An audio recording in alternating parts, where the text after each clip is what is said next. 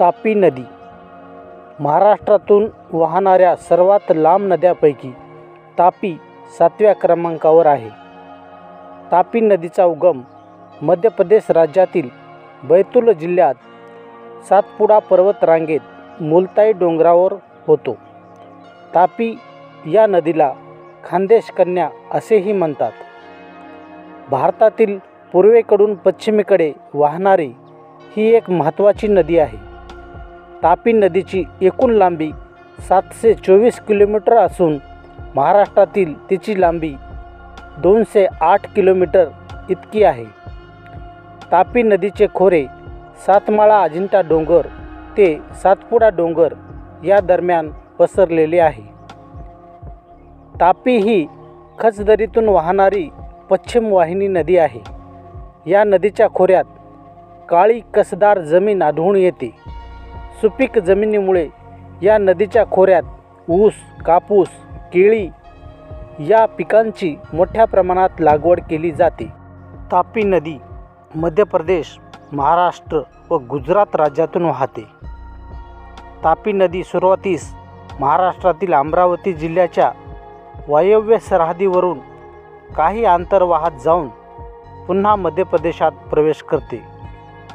अमरावती जिल्ह्याची वायव्य सरहद तापी नदीच्या गळईमुळे निर्माण झाली आहे.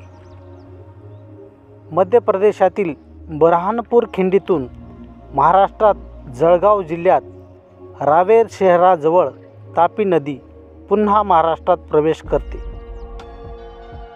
तापी नदी धुळे, नंदुरबार जिल्ह्यातून वाहत जाऊन गुजरातमधील सुरतजवळ अरबी समुद्रास मिळते. तापी नदीच्या उपनद्या. उजव्या बाजूने उत्तरेकडून येऊन मिळणाऱ्या नद्या यामध्ये अरुणावती, गोमाई, वाकी, मोर, गुळी, अनेर इत्यादी नद्यांचा समावेश होतो.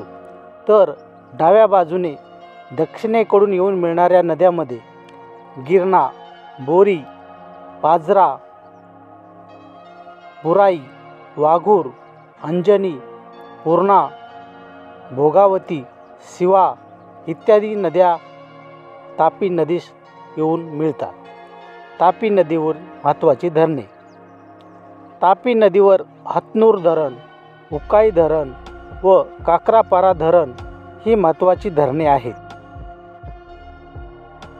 तापी नदीची मुख्य उपनदी पूर्णा नदी असून तिचा उगम अमरावती जिल्ह्यात गाविलगड डोंगराच्या दक्षिण उतारावर होतो. पूर्णा नदी पश्चिमेकडे वाहत जाऊन जळगाव जिल्ह्यात श्री क्षेत्र चांगदेव या ठिकाणी तापी नदीला मिळते. तापी पूर्णा या नद्याच्या संयुक्त प्रवाहास तापी पूर्णा खोरे असे म्हणतात. तापी पूर्णा खोऱ्याच्या दोन्ही उतारावर गळ्या व उंच दरडी आहेत. तापी नदीच्या खोऱ्यात अकोला, अमरावती, बुलढाणा, जळगाव, धुळे, नंदुरबार, भुसावळ, चाळीसगाव ही महत्त्वाची शहरे वसलेली दिसून येतात.